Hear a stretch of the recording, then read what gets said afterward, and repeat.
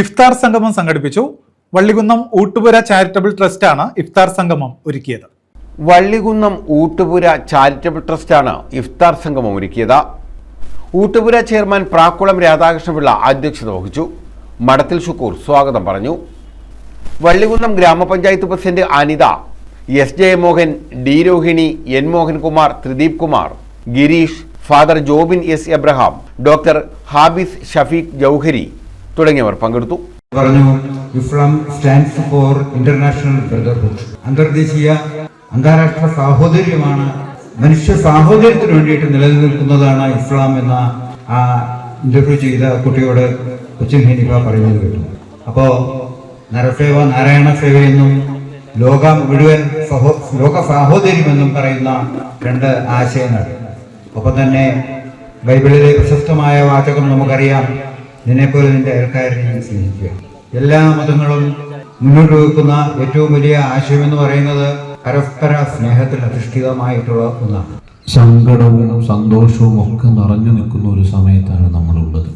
ഹാറൂൺ റഷീദ് എന്ന് പറയുന്ന ഒരു രാജാവ് ഉണ്ടായിരുന്നു. ഈ രാജാവ് ഒരു ദിവസം തൻ്റെ പരിവാരങ്ങളുമായി ഇങ്ങനെ നടന്നു പോകുമ്പോൾ ഒരു പാവപ്പെട്ട മനുഷ്യൻ വഴിയിൽ ഇങ്ങനെ നിൽക്കുന്നുണ്ട്. ഈ മനുഷ്യന്റെ മുന്നിൽ ഇങ്ങനെ രാജാവ് ചെന്നിട്ട് രാജാവ് ഇങ്ങനെ ചോദിക്കുകയാണ്, നിങ്ങൾക്ക് എന്താ വേണ്ടത്? നിങ്ങളെ കണ്ടിട്ടൊരു പാവപ്പെട്ട ഒരു 40% ആയിട്ട് തോന്നുന്നുണ്ടല്ലോ, എന്താണ് നിങ്ങൾക്ക് വേണ്ടത്? അവയാള് രാജാവിനെയും പരിവാരങ്ങളെയൊക്കെ ഇങ്ങനെ അടിമുടി നോക്കി. ഹാറൂൺ റഷീദ് രാജാവ് ഒരു ദാനശീലനായ മനുഷ്യനായിരുന്നു. എന്നിട്ട് ഈ രാജാവിനോട് ചോദിച്ചു, നിങ്ങൾക്ക് എന്താണ് തരാൻ കഴിയുന്നത്? അവ പറഞ്ഞു, നിങ്ങൾക്ക് ആവശ്യമുള്ളത് തരാൻ ഒരു പക്ഷേ എനിക്ക് കഴിയും. അപ്പൊ ഈ രാജാവിന് ഇങ്ങനെ ഒരു മറുപടി അയാളിൽ നിന്ന് വരികയും താൻ പറഞ്ഞതിനെ കൗണ്ടർ ചെയ്യുകയും ചെയ്തത് കേട്ടപ്പോ അയാളുടെ വേഷഭൂഷാദികളൊക്കെ അങ്ങ് മാറിയിട്ട് ഇയാൾക്ക് തത്വചിന്ത പരമായ വർത്തമാനം പറയുന്ന ആളാണോ എന്ന് സംശയം.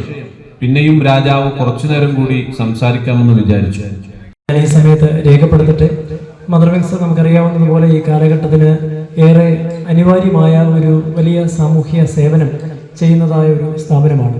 നമുക്ക് ജാതിയുടെയോ മതത്തിൻ്റെയോ ഒന്നും വേലിക്കെട്ടുകളില്ലാതെ പ്രവർത്തിക്കുന്നതായ ഈ ഒരു സ്ഥാപനം നിശ്ചയമായും ഇതിൻ്റെ അങ്കണം ഇങ്ങനെ ഒരു മീറ്റിങ്ങിന് ഏറ്റവും ഉചിതമാണ് എന്ന് ഞാൻ കരുതുകയാണ്. News bureau, Vallikunnam.